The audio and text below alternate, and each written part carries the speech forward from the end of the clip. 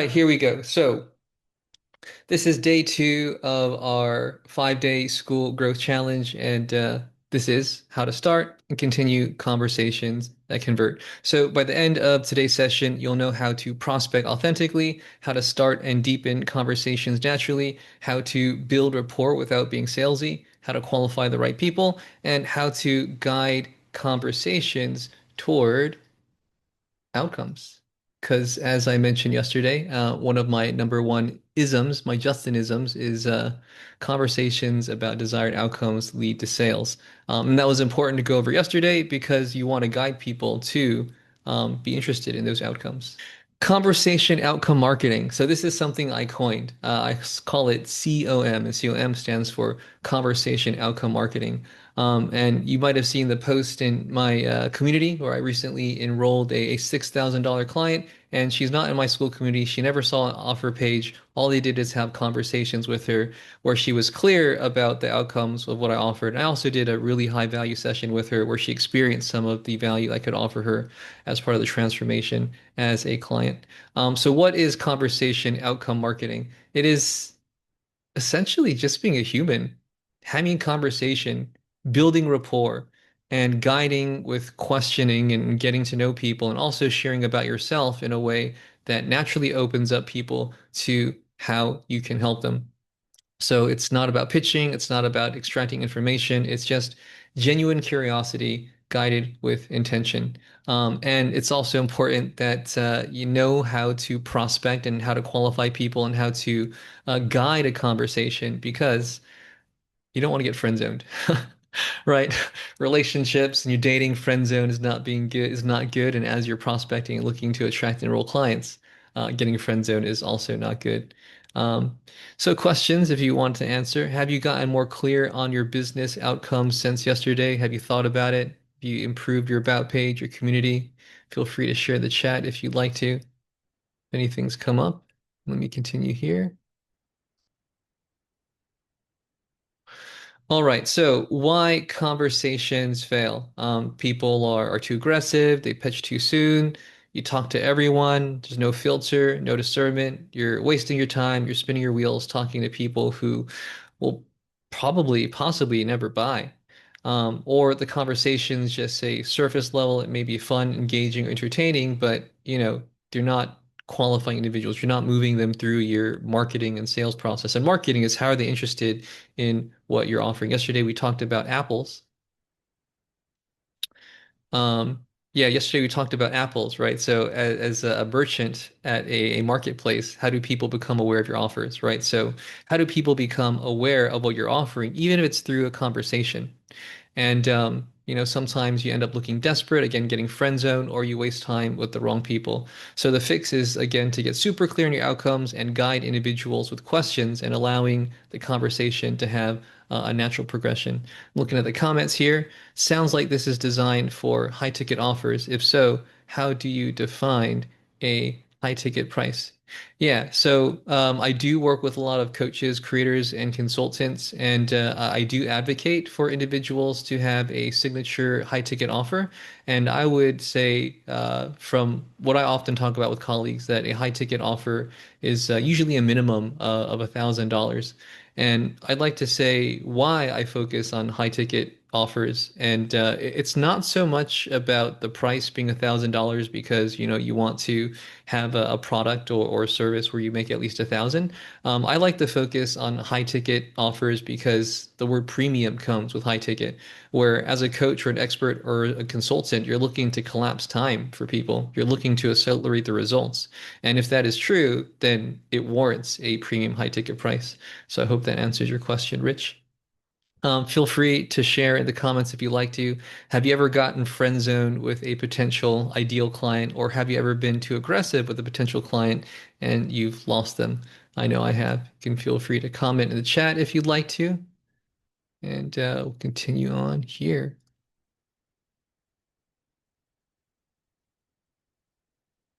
Okay, so sniping, prospecting.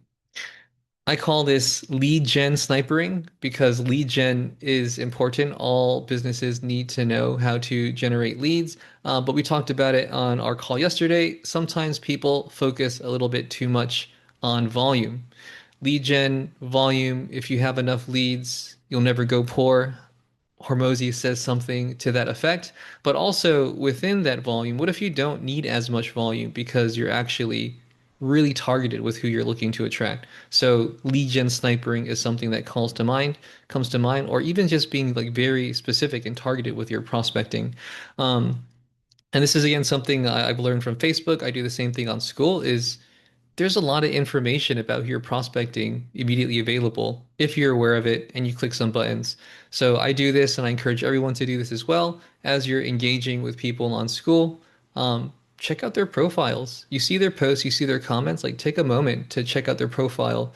Also be aware of what they post about and what they comment about. And from that, you may have a sense of if they are your ideal person. Are they active and engaged?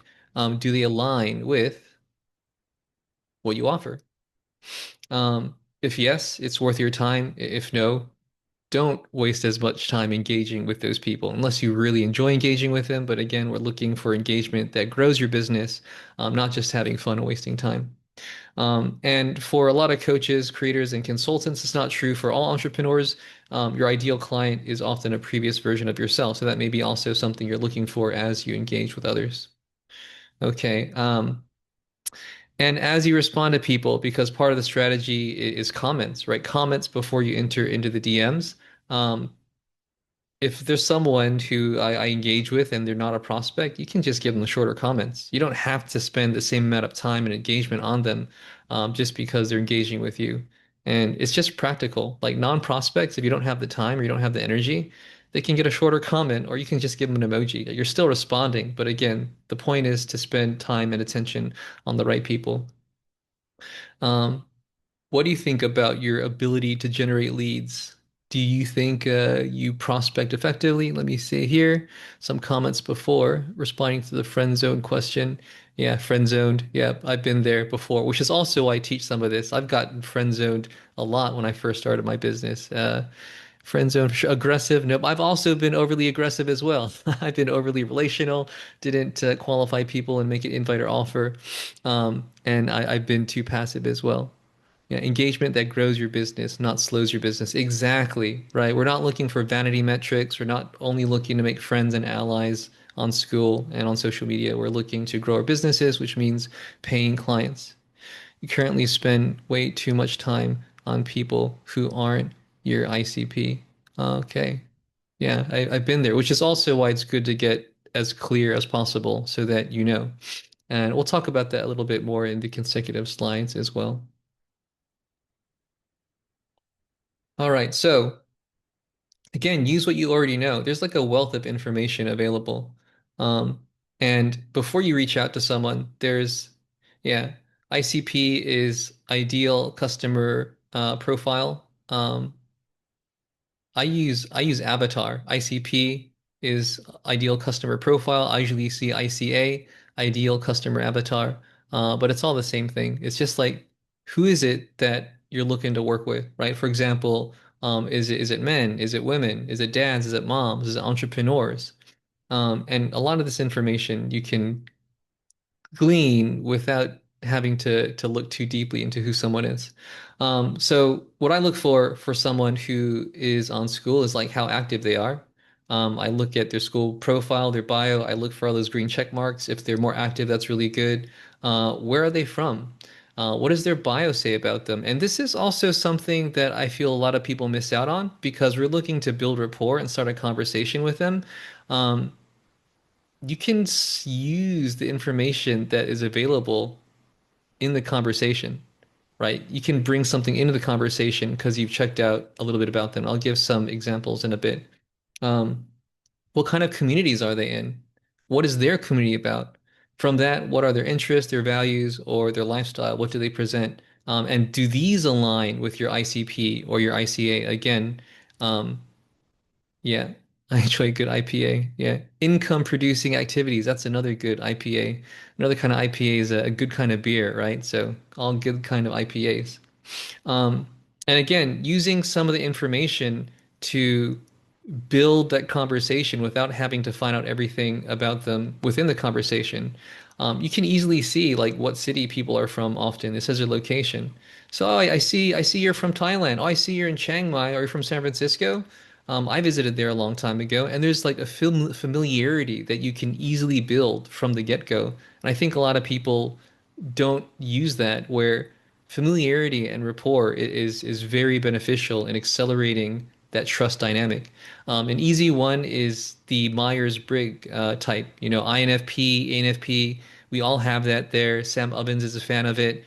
So sometimes when I see someone that's similar to mine, I say, "Oh, you're an INFP too. Me too." And it's kind of like, "Oh, wow." And this can be a talking point from that. And also like comment on what their community is about because curiosity leads to curiosity. And when you're interested in what people are about and what they do, then they're interested in you. Tori is an INFP too. Yeah, cool, awesome. INFPs are the best, no bias there. INFPs are known as idealists, and I totally resonate with that. I'm a bit of an idealist. Tori's like, yeah, me too. And also, yeah, see, even this, like, we're having this happen in the conversations right now. Me too. 100%, right? So there's familiarity of me just saying I'm an INFP and everyone else who has a similar type or has the same type is like, wow, that's cool. So right there, that could be a great intro if you notice that point of information and you begin to converse with them because that familiarity might lead to other talking points. Some things I also do is like, oh, what other personality assessments are you into? So just having some really good solid foundations of familiarity or things you know about them so that you're not just like instantly going into a conversation cold trying to talk about offers or building all that familiarity within the DMs without a lot of information that's available to you here. Disc is a really good one as well. Yeah. There's a lot of overlap as well. I find that certain disk prominent aspects are overlapping with MBTI and other things as well. But I don't want to get off the rails because I could talk about personality assessments and archetypes for like hours. Also, if you see what people post about and you like what they post about and you're prospecting them, like bring that into the conversation. Like, oh, I saw you post about that. That's really interesting. I like your idea about this, like what brought that about? And that genuine curiosity is very rewarding and validating. They're going to want to talk to you more. Um, I know we have some relationship coaches in the call here, so I use this one as an example. If you're a relationship coach and you see someone has photos of them with someone like a romantic partner, then you know they may be a good fit for your services. It's super simple, but use the information that's available to you to qualify people to find out if they're a good fit for what you offer. Okay. Yeah, people feel seen when you notice them. That's the whole point of conversation outcome marketing. Speeds up qualification without making conversations feel like an interview. All right. Cool. Let's continue here.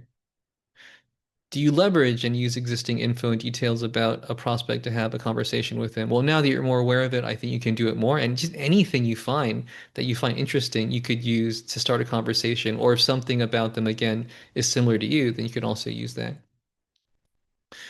Okay, so this is one that I really like, and I wish I learned this sooner. So this is probably one of the two main frameworks I'm going to share with you today, and this is called the seven levels of intimacy.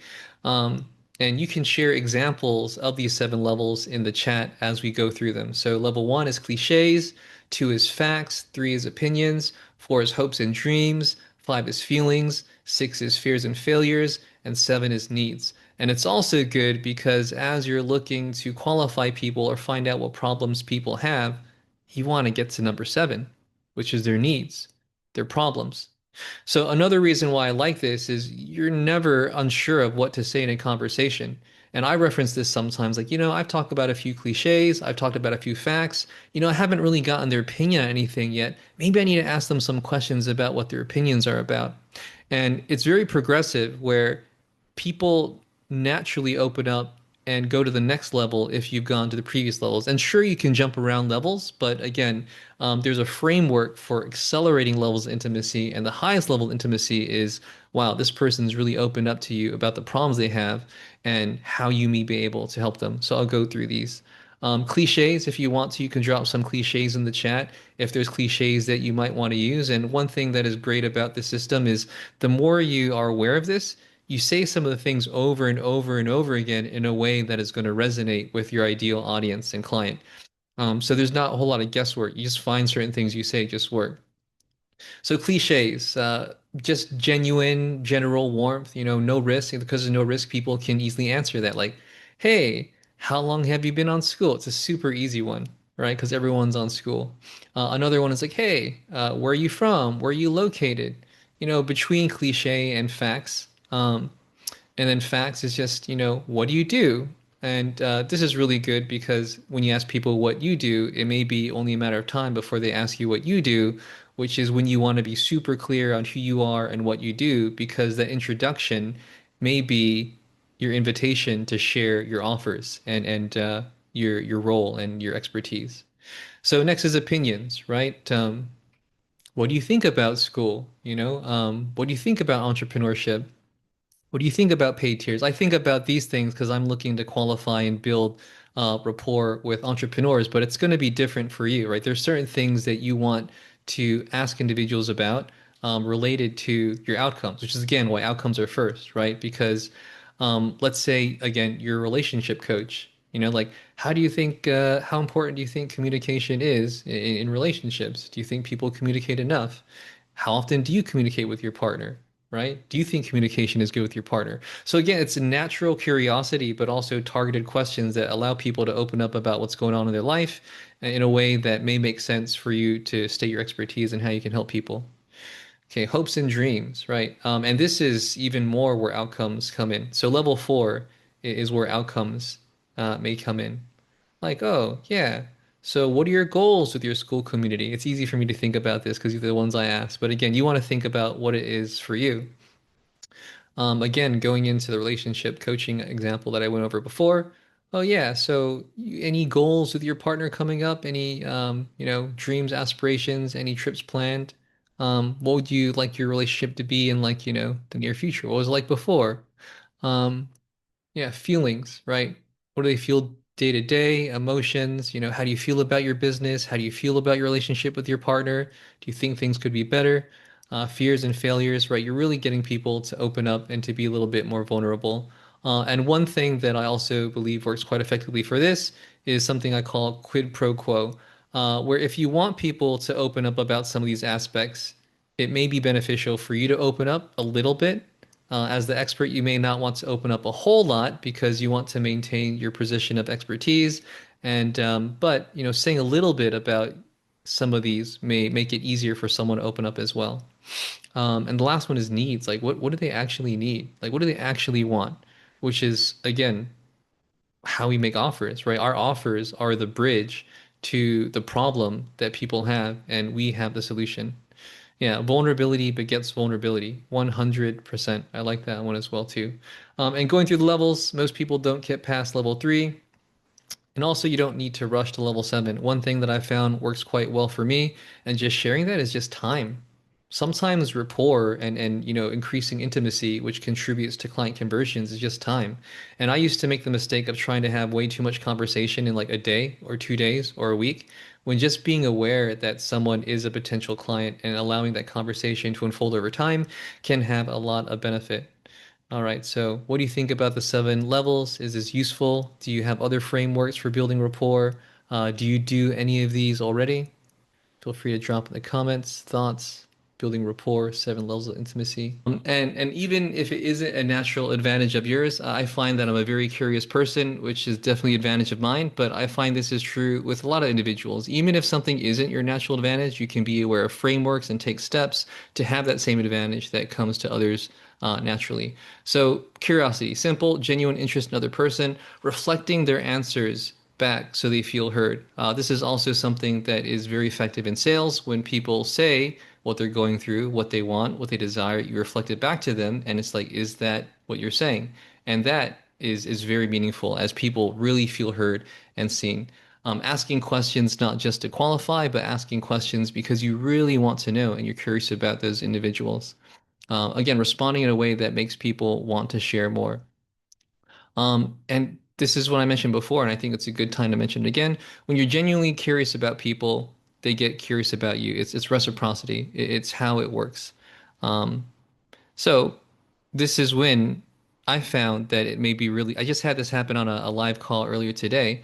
When you're curious about someone, you ask them who they are and what they do. They will ask you about who you are and what you do. And so when that comes in any situation, a networking call, a breakout room, in the chat, in the DMs, be ready to talk about how you may be able to help them simply by introducing yourself with clarity and precision. I was on a call earlier today and I was talking with someone who helps individuals with budgeting. And she also helps people with real estate. And she was telling me about what she does. And I asked her, I was just being very curious. And I had no idea that she'd be interested in working with me. But I said, yeah, well, I help creators and coaches to launch signature offers, premium offers, especially high ticket offers, and attract and enroll their next high ticket client. I was just introducing myself very clearly. I just, if she knew people that she might want to send my way. And she said, actually, I'm interested in that, but not right now. I think a few months may be a good time. So I'll reach out to you in a few months. So again, just being very clear in who you are and introducing yourself to the right person may have a lot of benefit. Okay, so this is another one of my frameworks, the last one I'll go over today, and this is called the VSQ method. It's called validate, share, and question. I see it a lot where people are commenting on posts, but they're not really moving that conversation forward in any meaningful way. So that's why I came up with the VSQ method. Yeah, Eileen said she loves the VSQ method. It works. And then I shared the VSQ method in a post in another community, and I believe Krista is in this live or workshop here.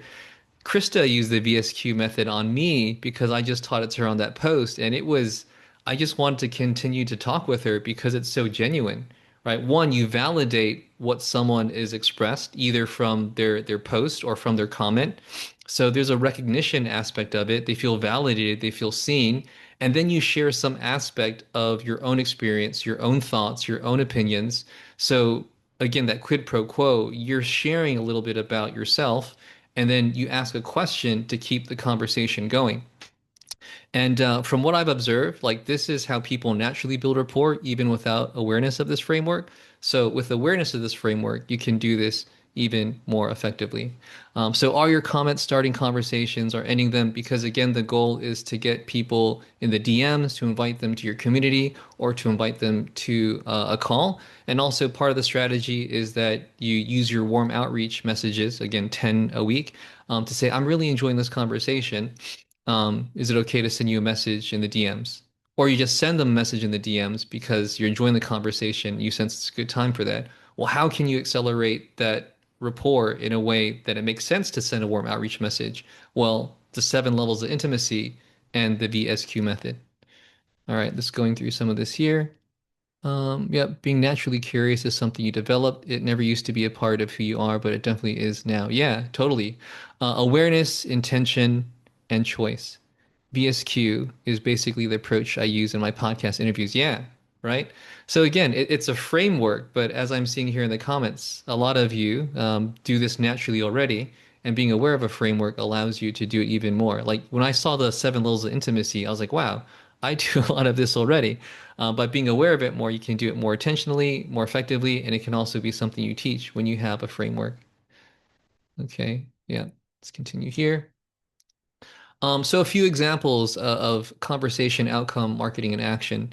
And this is an entrepreneur example on school. One thing you won't see here is me sharing about myself to get people to open up. You only see the questions. The one piece missing is what can you say about yourself in between these questions to get people to open up. Hey, what's your school community about? How long have you been on school? What are you most passionate about sharing? And you can sense the 7 levels of intimacy here as well. Is this full time or something you're just starting? What do you think about school as a platform? How do you think it compares to other social media platforms? How do you think it compares to Facebook? Again, opinions.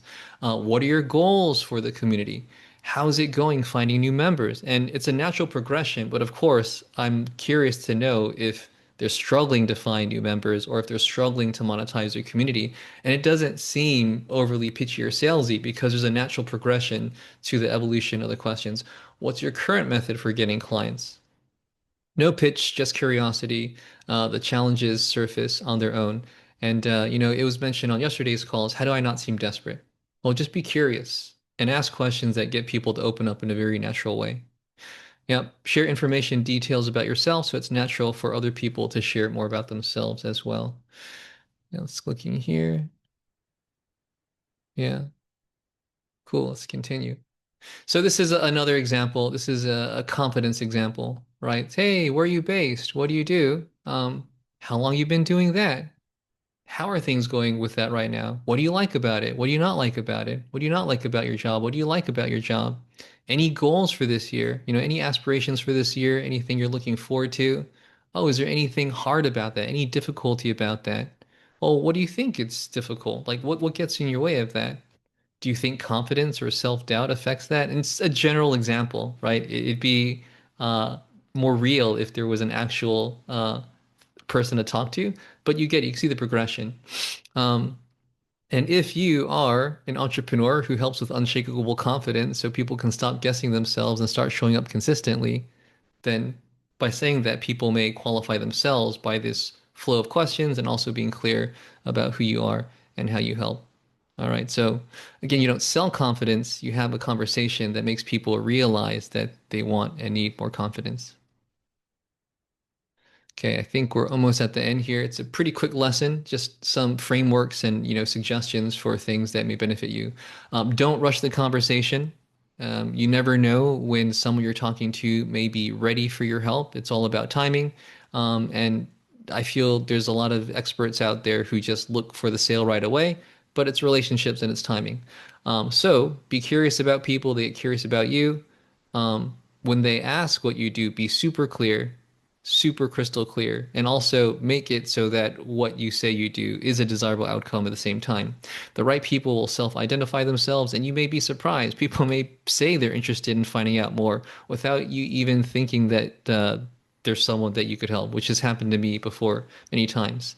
You're not convincing anyone, you're attracting. And because, you never know when people are going to convert to being a paying client, you want a sizable pipeline.